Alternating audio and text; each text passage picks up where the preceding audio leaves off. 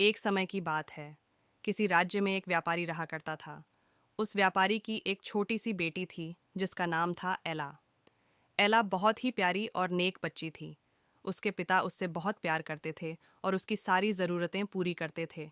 लेकिन एला की ज़िंदगी में एक चीज़ की कमी थी, वह थी उसकी माँ जो उसे छोड़कर भगवान के घर चली गई थी। एला की इस कमी को पूरा करने के लिए उसके पिता ने दूसरी शादी कर ली। एला की नई माँ की दो बेटियां थीं। वह बहुत खुश थी कि माँ के साथ साथ उसे बहनें भी मिल गई थीं। दोनों बहनें बहुत घमंडी थीं, लेकिन एला उनसे प्यार करती थी और अपनी नई माँ को भी बहुत चाहती थी। एला की खुशियाँ ज़्यादा दिन टिक नहीं पाईं। एक दिन जब उसके पिता अपने काम से किसी दूसरे शहर गए, तो फिर कभी वापस नहीं आए। एला पर तो मानो मुश्किलों का पहाड़ टूट गया हो। पिता का साया सर से उठते ही उसकी माँ और बहनें उसके घर की मालकिन हो गई और एला के साथ नौकरों जैसा बर्ताव करने लगीं।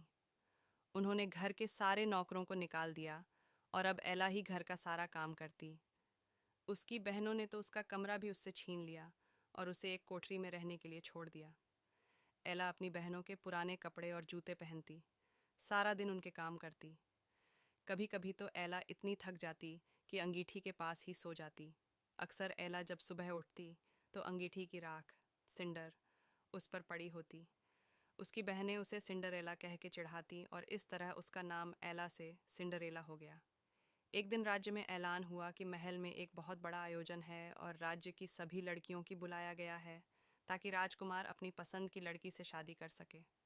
राज्य की सारी लड़कियां बहुत खुश और उत्साहित थीं। सिंड्रेला और उसकी बहनें भी अपनी किस्मत आजमाने को बेचैन थीं। लेकिन फिर सिंड्रेला की ये खुशी उसकी सौतेली माँ को रास नहीं आई और उसने सिंड्रेला को महल में जाने से मना कर दिया। बेचारी सिंड्रेला दुखी मन से फिर अपने काम में लग गई और सोचती रही कि इस वक्त उसकी बहनें क्या कर रही होंगी और राजकुमार देखने में कैसा होगा।